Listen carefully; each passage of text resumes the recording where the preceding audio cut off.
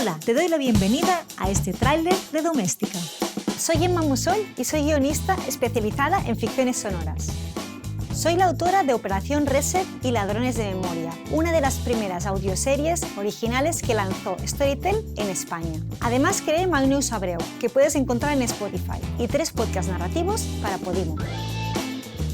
Escribo historias pensando únicamente en sonidos. Un golpe, una sirena, una risa, una llamada telefónica, todos transmiten un mensaje. El formato audio es muy íntimo, le habla al oído de cada persona como si hubiera sido creado solo para ella. Más que un entretenimiento, es una experiencia inmersiva. Y así como ocurre con los libros, nos permite imaginar diferentes mundos. Además, te da una libertad inventiva alucinante. Lo que en audiovisual sería inviable y carísimo, en una ficción sonora se vuelve posible. En este curso de Doméstica vas a aprender a crear historias para el formato audio desde la idea hasta el guión. Como proyecto final vas a escribir la primera página del capítulo piloto de una audioserie. Empezaré con los orígenes y la evolución de las narrativas orales. Después aprenderemos a desarrollarlas y a entrenar el oído.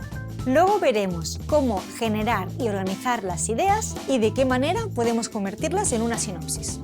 Más tarde construiremos la estructura y el arco narrativo e imaginaremos el piloto. Los pasos siguientes serán profundizar en tu protagonista y escribir la escaleta del episodio. Dedicaremos atención al inicio y cierre de ese primer capítulo y de ahí elaboraremos las escenas sonoras. Entonces concretaremos los planos de sonido y escribiremos el guión. Un spoiler, la primera versión nunca es la definitiva. Por fin te enseñaré el paso a paso para vender y producir tu proyecto. Al terminar este curso conocerás todo el proceso para transformar tu idea en una ficción sonora capaz de impactar y enganchar a la audiencia. Sube el volumen de historias hechas para tus oídos. Ha sido un placer. Hasta la próxima.